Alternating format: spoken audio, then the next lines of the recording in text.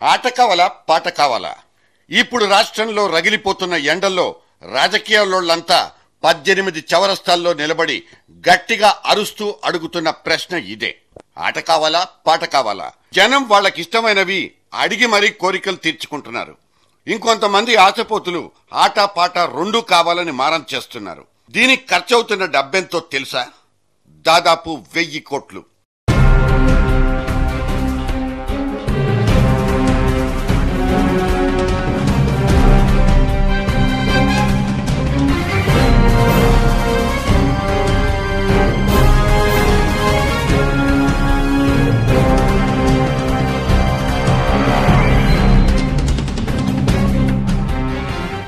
సర్కారోడు ఒక్కో నియోజకవర్గానికి తన వంతుగా ఖర్చు పెడుతోంది ఓ 2 కోట్లయితే, మన రాజకీయ పార్టీలు అభ్యర్థులు కలిసి తగలేస్తున్న మొత్తం 1000 కోట్ల పైమాటే.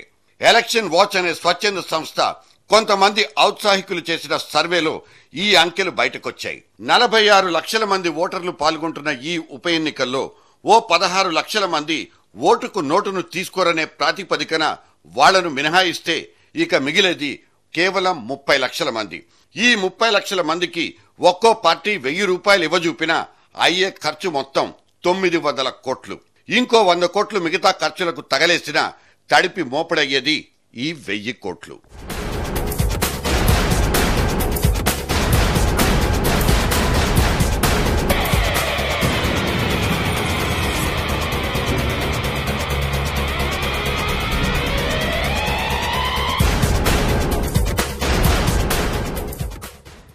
ఎప్పుడూ లేనంత హడావిడి, ఎక్కడా లేనంత అరాచకం, ఖర్చు, ఎవ్వరూ చేసుకోలేనన్ని ఆరోపణలు, తిట్టుకోలేనన్ని తిట్లు వెరసి వర్తమాన రాజకీయ ముఖ చిత్రం భ్రష్టు పట్టిపోయింది. ఎవరికెన్ని సీట్లొస్తాయనే ఫలితాల కంటే ఈ ఎన్నికలు మిగిల్చి వెళ్లిపోయే దుష్ఫలితాలను తలుచుకుంటే గుండె బేజారైపోతోంది. మొన్నటిదాకా రాజకీయాలంటే చీదరించుకునే వాళ్లు ఇప్పుడు భయపడి చేస్తున్నారు. కద్దరేసుకున్న వాళ్లు కనబడితే పక్క సందులోకి పారిపోమనే రోజులొచ్చేశాయి. ఇవి సగటు మధ్యతరగతి మామూలోళ్ల ఆలోచనలు, భయాలు. ఇక ఎవ్వరి సభలకైనా వెళ్లిపోయి లేదా తరలించబడిన జనాలకేం, ఎవడు డబ్బిస్తే వాడికి జై కొట్టేసి ఆ పూట గడిచిపోయిందనుకుంటారు. అసలు రోజు ఏదో ఎన్నికొస్తే ఫుల్లు కొట్టేసినంత మూర్ఖత్వంలోకి వెళ్లిపోయిన కొంతమంది జనం మీకు ప్రతి కాన్స్టిట్యుయెన్సీలో కనిపిస్తారు. ఈ జిందాబాద్లు కొట్టే జనానికి నోళ్లు బొంగుర్లు పోయి మాటలు రానంత స్థాయికి ఈ సీజన్ ఒక్కటే తీసుకెళ్లగలదు. అందుకే వాళ్ళు ఎన్నికలైపోయిన తర్వాత అశేష మూగ ప్రజానికమని మనం ముద్దుగా పిలుచుకునేది. ఈ 6 ఏళ్లలో 65 చోట్ల ఎన్నికలు జరుగుతున్నట్లు లేటెస్ట్ లెక్క. సరే, పదే పదే వాటిని చెప్పుకుని చేసేదేముంది గాని ఈ ఎన్నికలు మాత్రం మనకు మిగిల్చిపోతున్నదేమిటి, మన ముందు పరచబోతున్న సవాళ్లేమిటన్న విషయాన్ని ఎంతమంది ఆలోచిస్తున్నారు?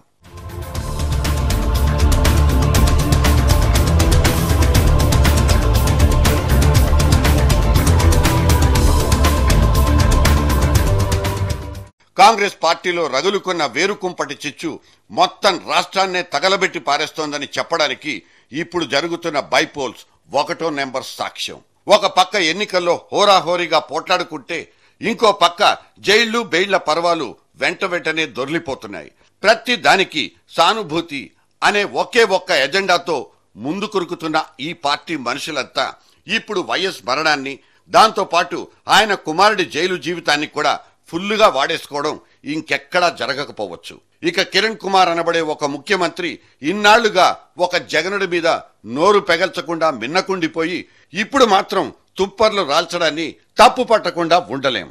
నా ప్రభుత్వాన్ని దించేయడానికి జగన్ చంద్రబాబులిద్దరూ కుట్ర చేసేస్తున్నారంటూ కొంతకాలం క్రితం నోరు పారేసుకున్నారు కూడా. సరే, ఆ మ్యాచ్ ఫిక్సింగ్ ఏదో నువ్వే జగన్తో చేసుకున్నావంటూ తెలుగుదేశం పార్టీతో సహా ఆయన సొంత పార్టీ తస్మదీయులే ఈ కిరణ్ కుమార్ ని తిట్టిపోశారు. అసలు జగన్ మీద మాట తూలని ఈ ముఖ్యమంత్రి మాకొద్దే వద్దంటూ ఢిల్లీ ఫ్యాక్స్ పాలిటిక్స్ కాంగ్రెస్ లో శరామామూలేగా.